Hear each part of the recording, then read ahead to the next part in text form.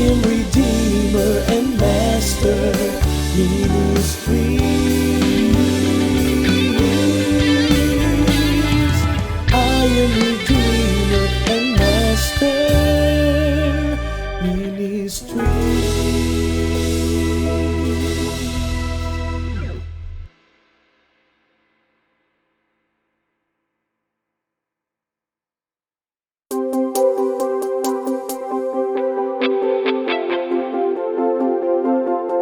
Meron po akong meron po akong ipapanood po sa inyo. Okay, handa na po ba kayo? Parang inaantok po kayo. Handa na po ba kayo? Okay, sige po. 1, 2, 3, go.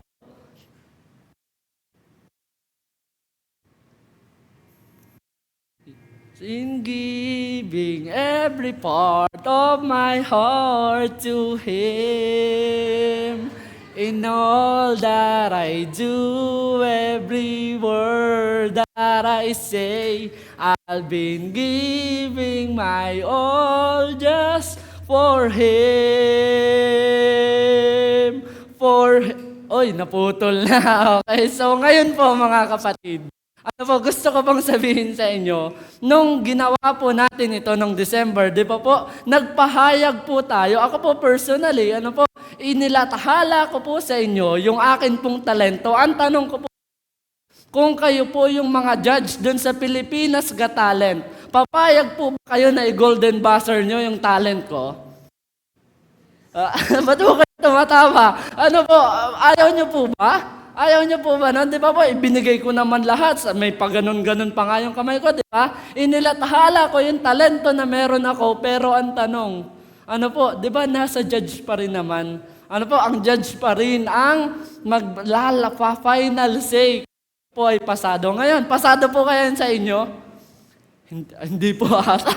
Para pasado sa inyo, di ba po? So ngayon, gusto ko po sabihin sa inyo, ano man ang talento na meron po kayo, galing po yan sa Panginoon. At sino po para pagkatiwalaan ng Diyos ng mga talento, ay ito po, itatago ko na ulit. Siguro, hindi po yan yung pinaka ngayong hapon. Tanungin nyo nga po yung katabi nyo, anong talento meron ka? Okay, tanungin nyo nga po yung katabi nyo, anong talento meron ka? Ano pong sagot? Sumagot po ba? Okay. So ngayon, ang bawat isa po sa atin ay may kanya-kanyang talento. Okay po? Ito na. Praise. Okay, sige po, magmamic na lang po ako. Okay, ang bawat isa po sa atin ay may kanya-kanya pong talento. Pero sa hapon pong ito, gusto ko pong sabihin sa bawat isa sa inyo, pakibasa nga po pala nito. 1, 2, 3, go!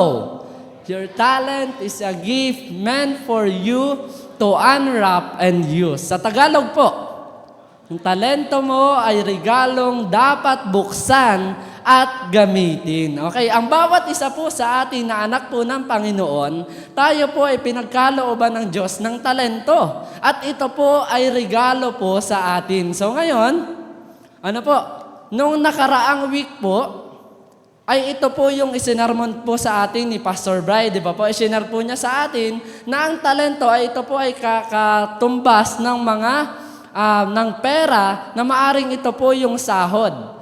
Sahod ng isang tao. So yun po yung isang part ng talent. Ngayon naman po, yung talent na ating pag-aaralan sa hapong ito po ay refers to the natural abilities. Yung mga abilidad naman po na meron tayo o skills that someone possess. Often in specific areas such as music, sports, arts, and other activities. So ngayon po, ang mga talento na pag-uusapan natin, kung ano yung talento na abilidad na ibinigay sa iyo ng Diyos. Okay po? Yan po yung sa dictionary niyan. Sa biblical perspective naman po, it is a unique gift, innate abilities or skills acquired or developed through effort and practice. Ngayon po, maraming mga Kristiyano, binigyan naman ng Diyos ng talento, pero bakit hindi po ito lumalabas? Kasi nga po, hindi po sila naglalaan ng effort, ng panahon para ito po ay cultivate, in-nurture. So ngayon mga kapatid, gusto pong iparating sa iyo ng Diyos, meron kang talento Ngunit kailangan mong i-cultivate at i-nurture ito. Palaguin ito sa pamamagitan ng iba't ibang kaparaanan. Ano po? So, sige po. What is the main purpose of your talent? Natanong niyo na po ba yan sa inyo pong sarili? Ano nga ba ang pinakalayunin ng aking talento? Bakit nga ba ako merong talentong ganito? Ano po? Okay, ngayon pong hapon, pag-aaralan po natin 3 things faithful stewards do with their talent. Okay, so nung nakaraan pong linggo, pinag-usapan po natin ang paano magiging isang mabuting katiwala ng Diyos sa oras. Ngayon naman pong hapon ay sa talento. Ano po? Ngayon naman pong hapon ay sa talento. Number 1, pakibasa nga po ulit. 1, 2, 3, go. Ayan. Number 1 na ginagawa ng isang tapat na katiwala ng Diyos sa kanyang mga talento. Una niyang ginagawa, unwrap your hidden talent. Ngayon po, sinabi sa verse 10, each of you bilang mabubuting katiwala ng iba't ibang kaloob ng Diyos, ikaw at ako po ay binigyan niya ng talento, ngunit kailangan mo po itong i-unwrap. At ano po ba yung word na unwrap? Ano po? It means to reveal or to uncover or to expose. Yung mga talento na meron ka, hindi yan lalabas kung hindi mo ito i-reveal. Hindi mo ito tatanggalin ng takip, di ba po? Ang isang regalo, kahit gaano kaganda, kahit gaano kamahal, kung hindi mo ito paglalaanan ng oras para tanggalin yung nakabalot dito, hindi mo ito mabubuksan at hindi mo makikita kung gaano kaganda yung nasa loob nito. Ganon din po yung talento natin, mga kapatid. Ano po? Number 1, gustong ituro sa iyo ng Diyos. Each of you. Ibig sabihin, meron siya, meron ka, meron ako. Ang bawat isa sa atin, kailangan lamang i-unwrap ang talento na meron ka at meron po ako. So ngayon, ano ba yung mga i-unwrap natin? Ano po? Number 1 na i-unwrap natin, hidden talent. Sabihin nyo nga pa sa katabi nyo, hidden talent. Okay, tanongin nyo ulit, may hidden talent ka ba? Ay, pastor, nakatago nga eh. Ba't ko sasabihin? Ano po? Ang bawat isa sa atin, may mga hidden talent. Ano bang ibig sabihin nito? Ano po? Hidden talent is pertaining to the innate talent that we have, but may not be widely known or recognized by others. Yung mga hidden talent po natin, ano po, yan po ay binigay ng Diyos, ngunit hindi lamang ito nahahayag, umarahil, hindi lamang po ito alam ng maraming mga tao. So ngayon, alam ko po sa inyo, naranasan nyo na yung, sino dito yung kumakanta sa CR habang naliligo? O yan, meron, di ba? O baka hidden talent nyo yan. Okay, paglabas ba, ganun pa rin kaganda yung boses nyo? Di ba? Hindi po, ano. So, maaaring marami tayong mga hidden talent. Doon nga sa CR, pinapaganda mo pa. Sa palagay mo, ang tinis ng boses mo, ganun. I finally find the reason. Tapos paglabas mo, pag may ibang taong makikinig sa'yo, sasabihin, iba naman pala yung boses mo. Di ba po? Yung hidden talent, ito po yung mga talento na maaaring hindi nare-recognize ng ibang mga tao. Kaya po, bilang anak ng Diyos, kailangan mo po itong number 1, i-unwrap. Sabihin mo sa katabi mo, i-unwrap. Ano po, i-unwrap or i-expose mo ito para sa Panginoon. Okay, because the more you discover Christ, the more your hidden talents get revealed.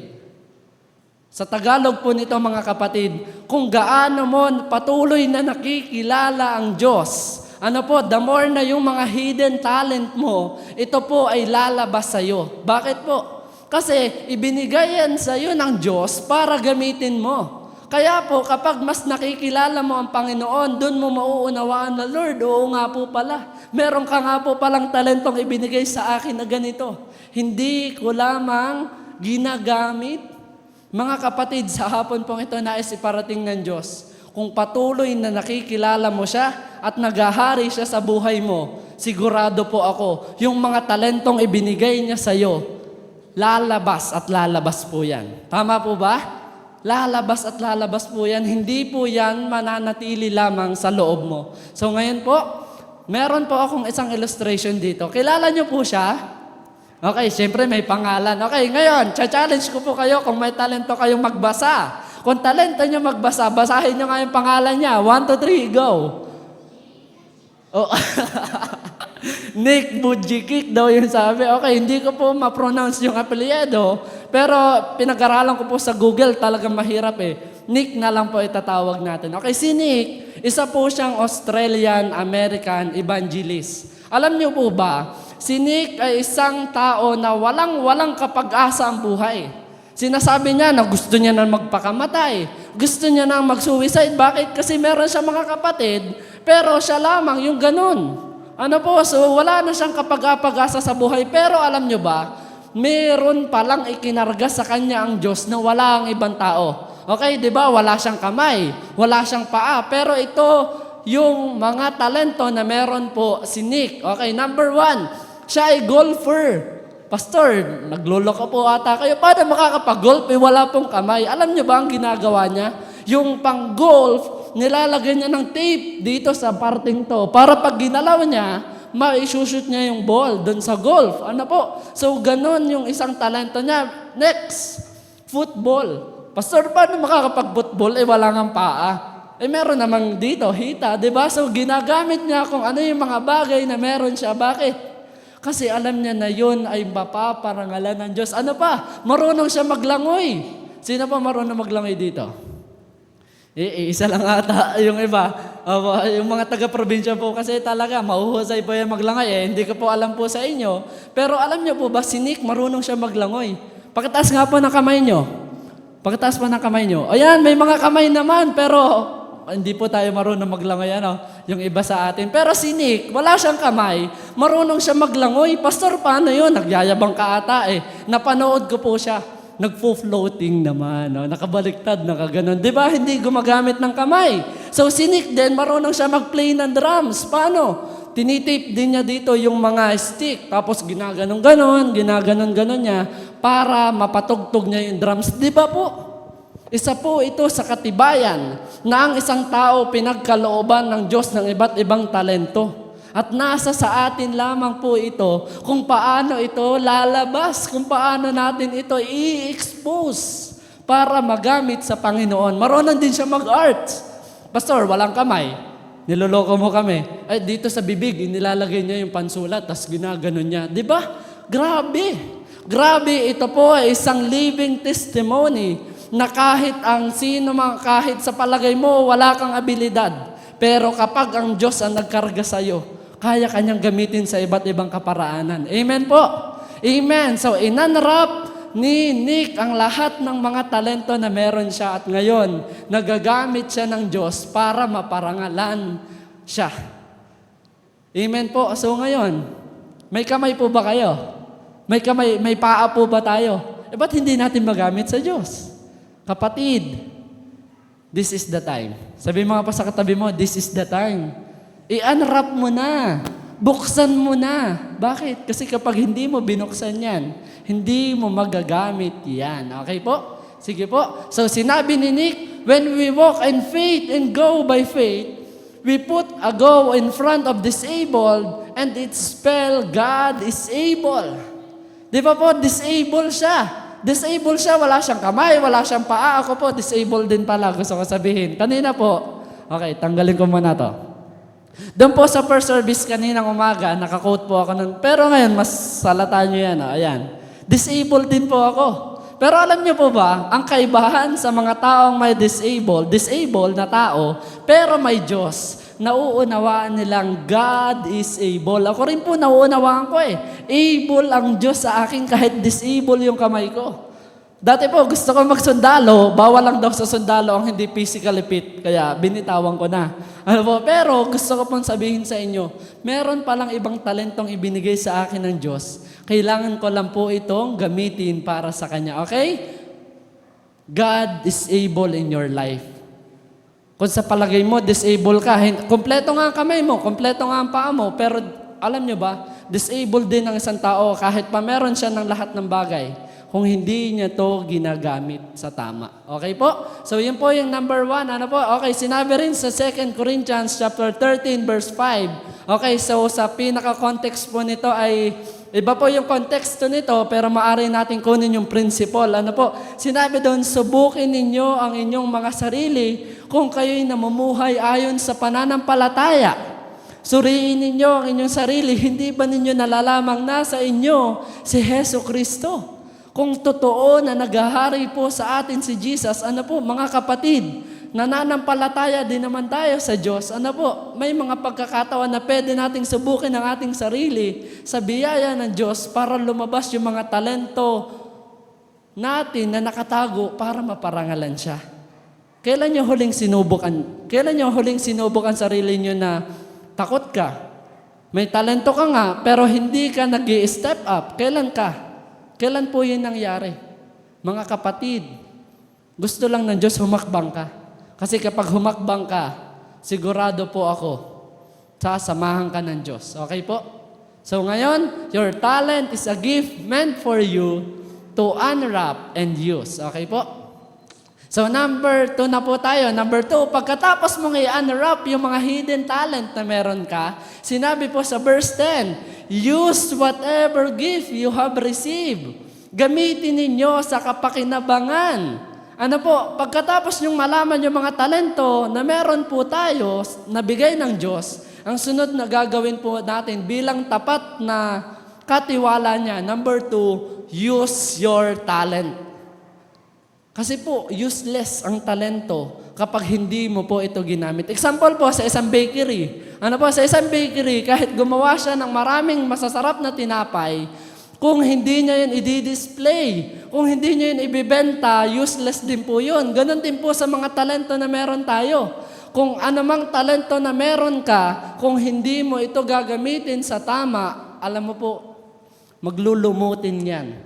Ano po, kapag ang isang tubig, kahit pagaano siya katagal, kahit pagaano siya kalinis, kapag yung tubig na yon na nasa bottle, hindi mo ininom ng ilang taon, sigurado po ako maglulumutin yun. Hindi na yon mapapakinabangan. Kaya po, ang gusto ngayon ng Diyos iparating sa atin, gamitin mo kung ano yung mga talento na meron ka. Kasi maglulumutin yan. Kapag naglumutin yan, hindi mo na mapapakinabangan yan. Kailan mo gagamitin yung talento mo sa pagkanta? Kailan mo gagamitin yung talento mo sa iba't ibang larangan? Kung mahina ka na, yung hindi ka na makalakad. Kailan ka kakanta o awit sa Panginoon kung paos ka na? Ano po? So mga kapatid, gamitin ang talentong ibinigay sa iyo ng Diyos. Okay, pero alam niyo po ba, ano po, ang bawat isang mananampalataya, nagkakaroon tayo ng spiritual muscle. Sabihin niyo po, spiritual muscle. Okay, kailangan, nung tayo ay nanampalataya sa Panginoon, ano po, tayo bilang, di ba po yung mga nag-gym, nagkakaroon sila ng muscle. Bakit? Ine-exercise nila, yung mga gym equipments, nagkakaroon sila ng muscle. At ngayon po, bilang mga anak ng Diyos, alam niyo ba, tayo dapat, yung spiritual muscle natin, ginagamit po natin sa tama. Bakit? Kasi kahit gaano kalaki ang muscle natin, kung hindi po natin ito ginagamit sa purpose niya, wala rin po ito.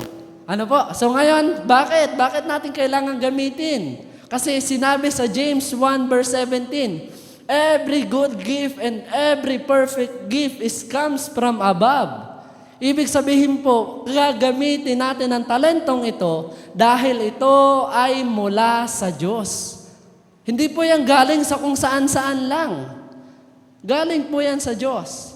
Ano po? So ano ba yung mga different na barriers? Bakit hindi natin nagagamit ang mga talentong binigay sa atin ng Diyos? Number 1, pakibasa nga po ulit. Number 1, okay, ulit po malakas. 1, 2, 3, go.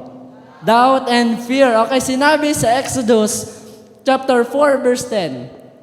Sinabi ni Moses kay Yahweh, Panginoon, sa mula't malapay, hindi po ako mahusay magsalita. Bagamat nangungusap ka na sa akin, hanggang ngayon pa, utal-utal pa rin ako kung magsalita. So, di ba po, may talento naman si Moises na binigay sa kanya ng Diyos, ngunit ayaw niya lamang itong gamitin. Bakit? Kasi natatakot siya. Ano po, hindi po, sinabi dito, hindi po ako mahusay magsalita. Tumingin agad siya sa abilidad na meron siya. alam niyo po kapatid, kapag tumingin ka agad sa kaabilidad na meron ka, hindi mo magagamit yung pinapagamit sa iyo ng Diyos. At ano pa, di ba? Sabi doon, hindi siya mahusay magsalita. At nagpasiguro pa rin siya ng kanyang excuses. Sabi niya, hanggang ngayon pa otal pa rin ako. Di ba? Nagsasabi tayo sa Diyos ng mga excuses para lamang wag natin magamit yung ibinigay niya sa atin. Kapatid, kailan ka huli nag-excuse sa Diyos? Kailan ka gustong gamitin ng Diyos pero hindi ka naman tumayo? Kailan ka gusto kang gamitin ng Diyos sa iba't iba sa larangang ito para makita at maparangalan siya, pero ano yung mga excuse na binibigay mo? Lord, mahina po ako. Lord, wala po akong devotion, hindi po ako nakapag-pray. Kapatid, kapag mga excuses na nagdadrive sa atin, maaaring ito po ang magiging hadlang para hindi natin magamit ang gusto ng Diyos. At alam niyo po ba, sa same chapter po nito, ito yung tugon po ng Diyos sa Kanya. Kaya nga, lumakad ka na at tutulungan kita sa pagsasalita at ituturo ko sa iyo ang iyong sasabihin. Ibig sabihin po nito, kahit gaano pa katambak ang mga excuses natin, once na sinabi ng Diyos, lumakad ka, tutulungan kita sa pagsasalita at ituturo ko sa iyo ang iyong sasabihin. Kapatid, sasabihin ng Diyos ang gusto niyang sabihin sa iba. Pero gusto niyang maranasan mo at gamitin ka niya. Ano po, sasamahan ka naman ng Diyos Natatakot ka lang talaga. Amen po, dati takot na takot po ako tumayo sa unahan.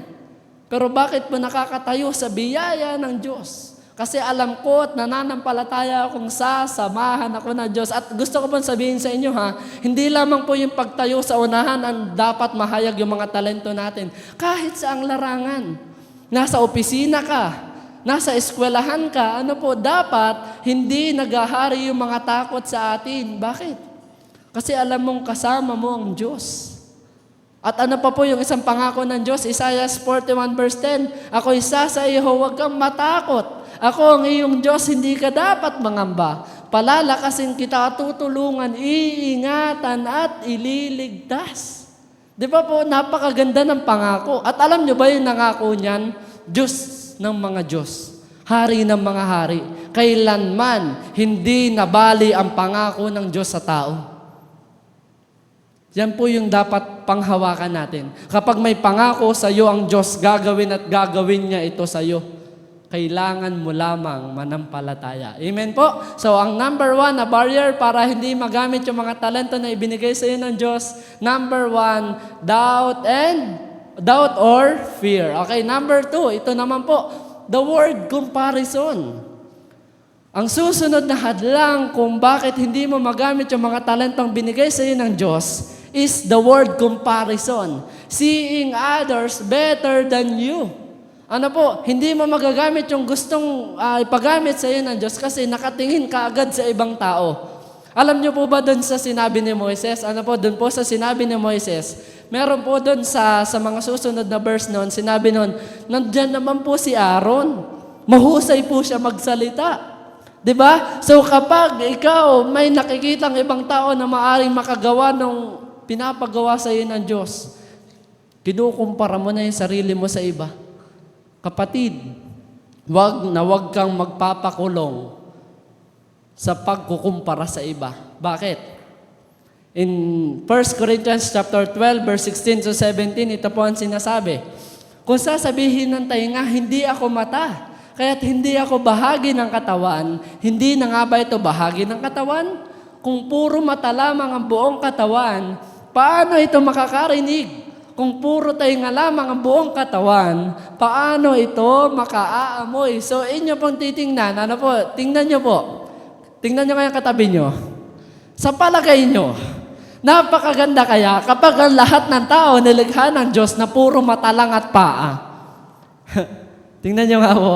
Pagharap nyo, mata. O pagharap, mata pa rin. Pagtingin mo sa likod, mata pa rin. Diba? Kapag pare-parehas o pantay-pantay tayo na tingin mo na yun yung pagkakalikha sa atin ng Diyos, lahat tayo mata, syempre, hindi ko ikukumpara yung sarili ko kasi ka-level ko lang sila. Pero alam nyo po ba, kapag nagkumpara ka na sa iba, kailanman hindi ka magiging masaya.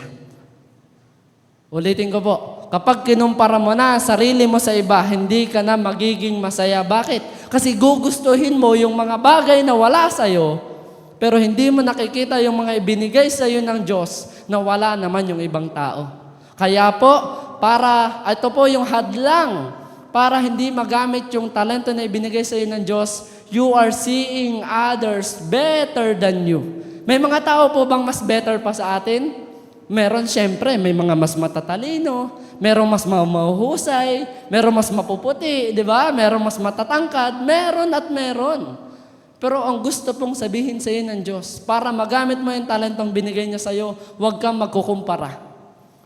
Unawain mong mabuti kung saan ka inilagay ng Diyos. At yung purpose, yung layunin ng talentong yon ay mangyayari po sa lugar po ngayon. Alam niyo po ba dun sa word na comparison, meron po dong letter tayong makikita. Ano po, pakibasa nga po yung color yellow. 1, 2, 3, go. Ayan. Kapag nag-umpisa ka ng magkumpara, ikinukulong mo ang sarili mo.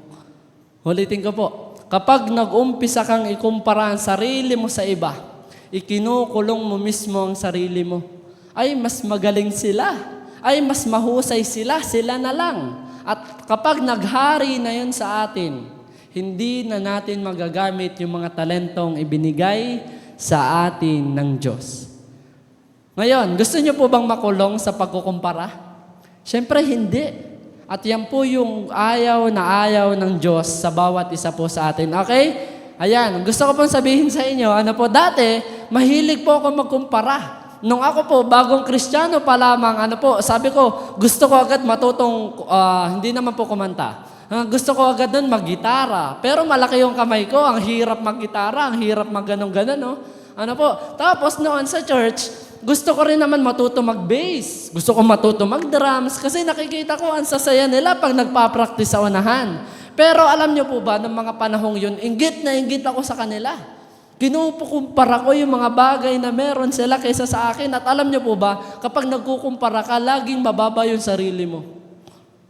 Kasi sabi, mahina ako, ang galing nila. At alam niyo po ba yung nangyari? That time, luma po yung drum set namin sa Bicol. Tapos, bumili pa ng bago. Nung bumili yung bago, lalo pa akong nainggit. Ayan, bago na. Dapat matuto na talaga ako. At alam niyo po yung nangyari? Noong mga susunod na buwan, nagplano naman po noon ng church, bumili sila ng tricycle. Ayun po pala. Ako po noon, marunong naman ako mag-drive. Pero, alam niyo po ba, karamihan doon sa mga nasa worship team, hindi naman marunong mag-drive. Pero doon po sa akin ipinaunawa ng Diyos, huwag na huwag kang magkukumpara. Bakit? Kasi may paglalagyan sa iyo ang Diyos. Palakpakan nga po natin ang Diyos. Di ba po, kapag nagkumpara ka na, hindi mo makikita kung saan ka ilalagay ng Diyos. Kasi pinipilit mo yung sarili mo doon, pero dito ka naman talaga gustong dalhin ng Diyos. Kung ayaw ka ng Diyos gamitin sa loob, maaring doon ka gagamitin sa labas. Di ba po, hindi ako na nakatayo sa unahan, hindi ako nakakapag-gitara, drums, pero nakakapag-drive ako, nakakapunta sa mission. Doon ko naunawaan. Gusto pala ng Diyos na gamitin ako sa labas. Ikaw kapatid, sa palagay mo, saan ka kaya inilalagay ng Diyos? Dito kaya sa mga ministeryo sa loob? O kaya naman maaring ministeryo sa labas? Paghayo, pag-abot sa ibang kaluluwa, kapatid, inilalagay ng Diyos sa puso mo. Ang tanong, susundin mo ba ito? At nasa sa iyo po yan. Huwag magkukumpara upang magamit ang mga talentong ibinigay sa iyo ng Diyos. Okay po? So, sinabi rin po dito, in 1 Corinthians chapter 12, verse 18, subalit inilagay ng Diyos ang bawat bahagi ng katawan ayon sa kanyang kalooban. Ang Diyos ang naglagay. Kung bakit meron kanyan, ang Diyos ang nagbigay. Alam niyo po ba yun? Kung sa inyo pong palagay, kung ang ilong po natin ay nandito, yan, dalawa dito, di ba po? Example na lang. Example na lang po. Yung dalawang ilong natin nandito, sa tagkabilang ito. Sa palagay niyo po kaya, di ba ang hirap makaamoy nun? Di ba? Pero alam niyo po ba, inilalagay ng Diyos ang lahat ng bagay ayon sa kanyang kagustuhan. Kaya po kung saan kayo nilagay ng Diyos, sigurado po ako, yun yung kalooban niya sa'yo. Amen po? Amen. Okay, so ngayon, huwag ka magkukumpara dahil kung saan kayo nilagay ng Diyos, dapat doon ka namumunga. Tumatayo ka sa unahan, dapat nagpo-progress ka, lumalago ka para sa Panginoon. O doon ka naman inilagay ng Diyos sa office. Mag-isa ka lang naman nananampalataya o maaring doon ka gustong gamitin ng Diyos. Kapatid, maging open at flexible ka lang sa gusto ng Diyos. Sigurado ako yung hidden talent mo, gagamitin niya ng Diyos. Amen po? So sige po. Don't be a watcher Christian. Be a server Christian. Ulitin nyo nga po, doon sa mga faithful na anak ng Diyos na hindi pa inaantok. Pakibasa po ng malakas. 1, 2, 3, go!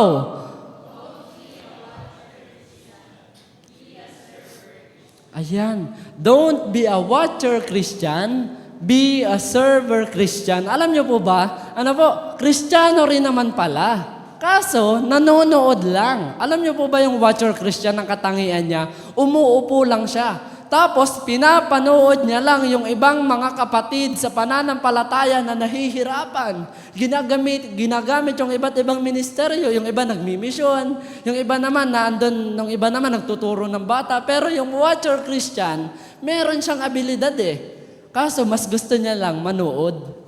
Pero yun po yung ayaw na ayaw ng Diyos sa atin Ang gustong-gusto naman ng Diyos, maging server Christian tayo.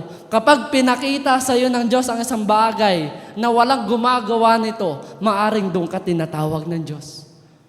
Amen po? If you see the need, maybe that is your calling. Ulitin ko po. When you see the need, maybe that is your calling. Example, nakita mo, walang nag-aayos ng bangko. Ikaw lang ang pumasok dito mag-isa. Ano po, siyempre, aayusin mo lahat ng bangko. Bakit? Kasi baka doon ka tinatawag ng Panginoon. Yun yung pinapagawa sa iyo ng Diyos. Kapatid, don't be a watcher Christian, be a server Christian. Amen po? So sige po, your talent is a gift meant for you. Ulitin ko po, ididiin ko ito. Meant for you. Yung talento mo, para sa iyo talaga yan. At hindi mo dapat itinatago yan. Kailangan mo lang i-unwrap at gamitin po ito. Okay, so last point na po tayo. Ano po ang kailangan gawin ng isang faithful na steward sa mga talento na meron siya? Number 3, realign your talent. Okay, na-unwrap mo na. Ginagamit mo na. Ang sunod na gagawin mo, i-realign mo na yung mga talento na meron ka. Kanino mo i-realign? Siyempre, doon sa magbibigay ng glory sa Panginoon. Ano po yung sinasabi ng verse? Ano po yung sinasabi ng verse sa Tagalog? Okay, ito po yung sinasabi. Ang nangangaral ay dapat salita ng Diyos ang ipangaral. Ang naglilingkod ay dapat maglingkod. Gamit ang lakas na kaloob sa iyo ng Diyos upang sa lahat ng bagay, siya'y papurihan sa pamamagitan ni Heso Kristo. You must align. You must align your talent according to its purpose. Kasi po, kahit gaano kaganda ang talento mo, kung hindi yan naka-align sa gustong ipagawa sa iyo ng Diyos, useless po yan. Di ba po, maraming tao, marami ang talento nila. You must align your talent according to its purpose. Maraming tao talentado, pero hindi konektado kay Kristo. Makikita po natin, di ba? Di ba? Ang gagaling nila, ang huhusay nila. Pero ang tanong, naka-align ba ito? Napaparangalan ba nila ang Diyos? Depende po yun sa puso na meron siya. Sige po. So, ang nangangaral ay dapat salita ng Diyos ang ipangaral. Ang naglilingkod ay dapat maglingkod. Makikita po natin dito, naka-align kung ano yung talento na meron siya. Ano po? Ngayon, alam niyo po ba yung mga talento niyo na? Alam niyo na yung mga talento niyo? Amen po, alam niyo na. Pinapaalam na sa inyo ng Diyos ngayon, i-align mo na. At bakit po? Many people are talented in the world, but not talented in the Lord. Don't be part of them. Ano po? Naunawaan ko nga po nun. Dati, ang galing-galing ko nga sumayaw nun sa labas wag niyo na po akong pasampulin ngayon. Ano po? Dati, nasayaw talaga ako nun kung saan-saan. Nadayo pa nga po kami Pero nung ako naging Kristiyano, alam niyo po one time, pinaunawa sa akin, ba't hindi ka naman sumasayaw sa Diyos? Ba't hindi mo ginagamit yung talento na meron ka sa Diyos? Di ba po, maraming tao ganun eh. Ano po, sinusuppress yung mga bagay na nagagawa nga na nila dati sa mundo, pero ba't hindi mo gamitin para sa Diyos? Amen po? At wag po natin titingnan kung ano yung mga talento na meron yung iba. Bakit? Ito po, tandaan po natin, maybe they are gifted, but I will sure they are not rewarded. Ulitin ko po, di ba may maraming tao, mas marami pang talento sa atin, pero maybe they are gifted, but they are not rewarded. Okay, next slide po. Okay, ito po yung sinasabi sa Matthew chapter 6, verse 1 and 2. Pagkaingatan ninyong hindi pakitang tao ang pagtupad ninyo sa inyong mga tungkulin sa Diyos. Kapag ganyan ang ginawa ninyo, wala kayong matatamong gantimpala buhat sa inyong Ama na nasa langit. Kaya nga kapag nagbibigay kayo ng limos, huwag mo nang ipag-ingay, pagaya ng ginagawa ng mga mapagpakunwari sa sinagoga at sa mga lansangan upang sila'y purihin ng mga tao. Tandaan ninyo, tinanggap na nila ang kanilang gantimpala. Ano po, sino tayo para tingnan yung mga talento na meron yung iba? Pero alam nyo po, kapag yung talentong yun ay para lang i-express kung sino sila, tinanggap na nila ang kanilang gantimpala. Ganon din po ba tayo mga kapatid? Kapag ang goal mo lang sa talento mo, makilala ka, kapatid, makikilala ka naman talaga dito sa mundo. Pero sigurado po ako, rewarded ka na dito. Kasi kung yun lang yung gusto mo, marirewardan ka talaga dito. Papalakpakan ka ng maraming tao dito sa mundo. Pero ang tanong, pagharap mo sa Diyos, papalakpak din kaya ang Diyos sa'yo? Depende po yan sa kung paano natin ito ginamit. Okay, next po. Kung may spotlight, dapat si Jesus Christ ang highlight. Ganon din po sa mga talento na meron tayo. Di ba? Ngayon, may spotlight tayo, pero gusto ko pong sabihin sa inyo, hindi po ako dapat ang highlight. Ano po? Bakit po kami tumatayo mga manggagawa sa unahan para lamang ba ipakilala yung sarili namin? Magagaling kami? Hindi po. Kapatid, kaya po ginagamit ng Diyos ang iba't ibang tao para mas mahayag kung sino ang Diyos sa kanilang mga buhay. Ganon din po dapat tayo. Ano po, kung saan ka nilagay ng Diyos, dapat na-highlight ang Diyos doon. Nasa office ka, dapat na-highlight ang Diyos. Nandun ka sa school, dapat yung spotlight nasa Diyos pa rin. Hindi po nasa atin. Amen po? Amen. Okay, sige po. So your talent must be aligned according to your heart desire. Ano po? Yung talento mo, dapat naka-align sa puso mo, sa mga ninanais ng puso mo. Kasi alam niyo po ba, kapag gustong-gusto mo ang isang bagay, kahit hindi ka nautusan. Tama po?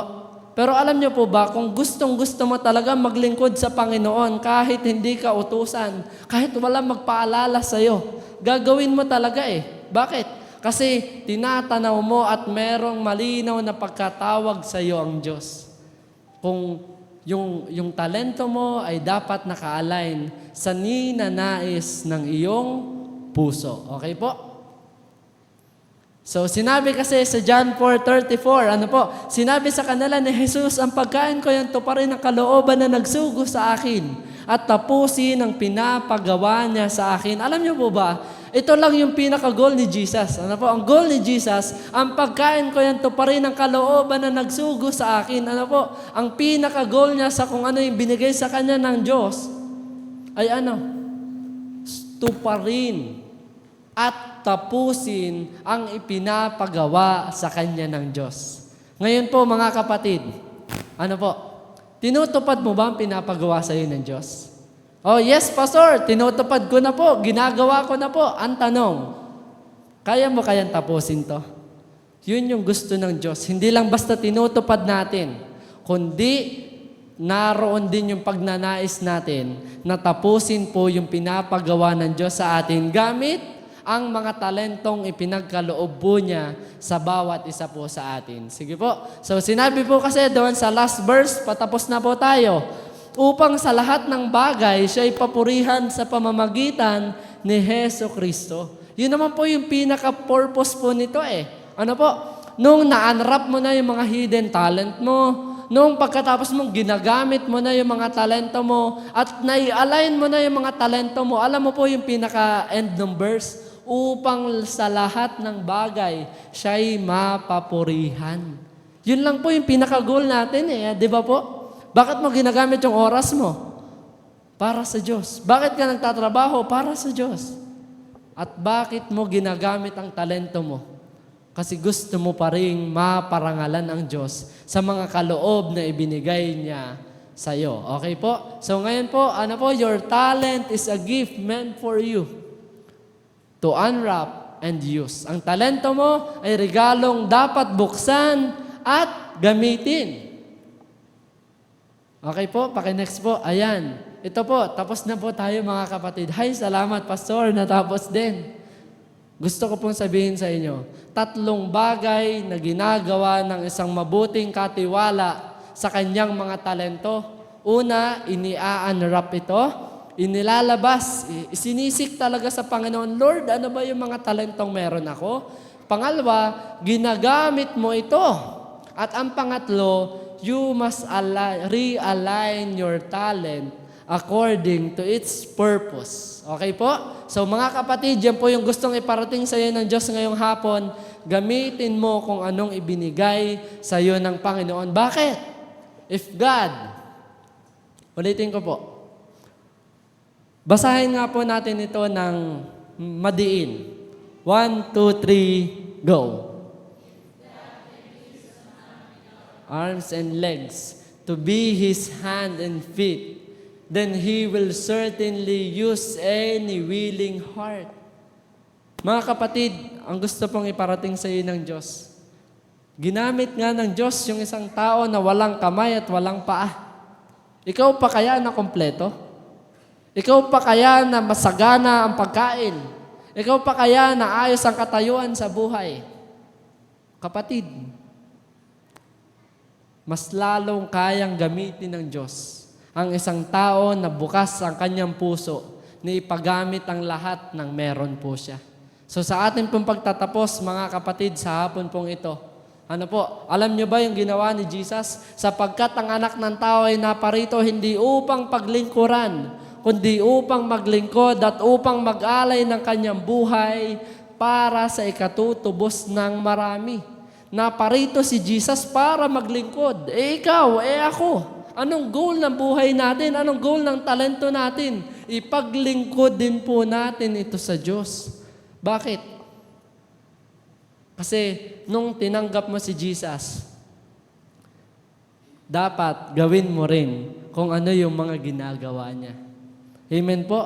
Kasi kapag gusto mo lang siyang tanggapin, pero ayaw mo namang gawin yung mga ginagawa niya, fake yung pagka-Christian po natin. Amen po? So mga kapatid, naparito ang Panginoon para maglingkod, hindi para paglingkuran. At sa hapon pong ito, sa atin pong pagtatapos ng atin pong sermon, gusto ko pong yumuko po ang bawat isa po sa atin. Manalangin po tayo sa ating Panginoon. Lord, ano po ba yung mga hidden talent na meron po ako? Humihingi po ako ng kapatawaran kung maraming oras man ako na hindi ko po ito nagamit. Panginoon, sabihin mo sa Diyos, Lord, sorry kung hindi ko nagagamit ang mga kaloob na ibinigay mo sa akin. Lord, pasensya po. Kung ginagamit ko naman yung talento ko pero hindi naka-align sa iyo. Pero ngayon kapatid na narinig mo ang mensahe ng Panginoon sa hapon pong ito, gusto niyang ipaalala sa iyo. You should unwrap your hidden talent. You should use your talent. And you must realign your talent according to its main purpose. To glorify the Lord. Walang maliit na papel sa iglesia ng Panginoon.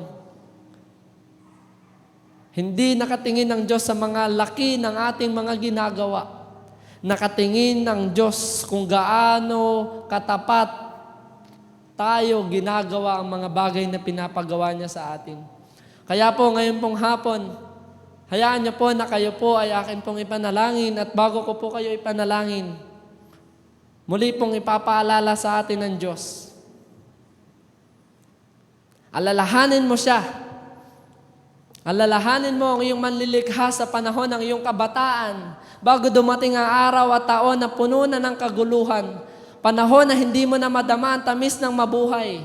Alalahanin mo ang Diyos bago magkubli ang sikat ng araw. Alalahanin mo siya bago manghina ang iyong katawan, bago manghina ang iyong mga bisig, bago mawala ng lakas ang iyong mga tuhod. Alalahanin mo siya bago mabungi ang iyong mga ngipin, bago lumabo ang iyong mga mata. Alalahanin mo ang Diyos. Darating ang araw na tayo pupunta sa huli nating hantungan at marami ang tatangis sa lansangan.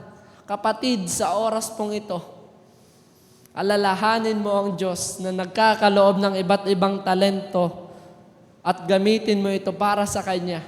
Sapagkat sinabi sa Kanya mga salita, alalahanin mo siya bago manumbalik sa alabok ang ating lupang katawan at ang ating hininga ay magbalik loob sa Diyos na siyang nagbigay nito.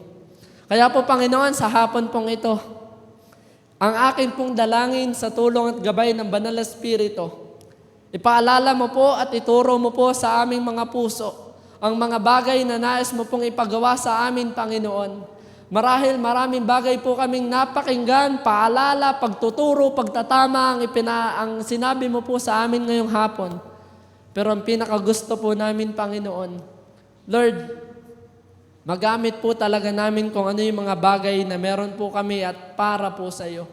Kaya po sa hapon pong ito, amin pong idinadalangin na nawa po, Panginoon, kung hindi mo man po kami nasumpungan naging tapat ng mga nakaraang panahon, araw, ngayon po, Panginoon, ito na yung panahon para muling isuko at ipagkatiwala po namin sa iyo. At Lord, nawa po, huwag kaming manatiling stagnant Christian. Stagnant at maging watcher Christian.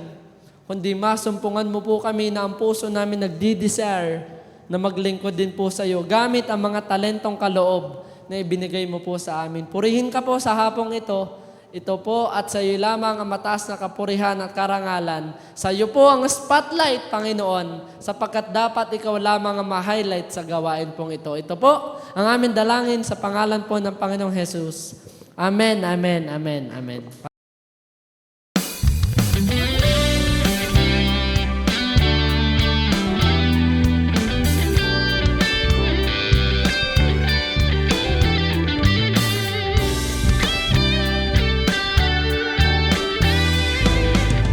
I am Redeemer and Master Ministries.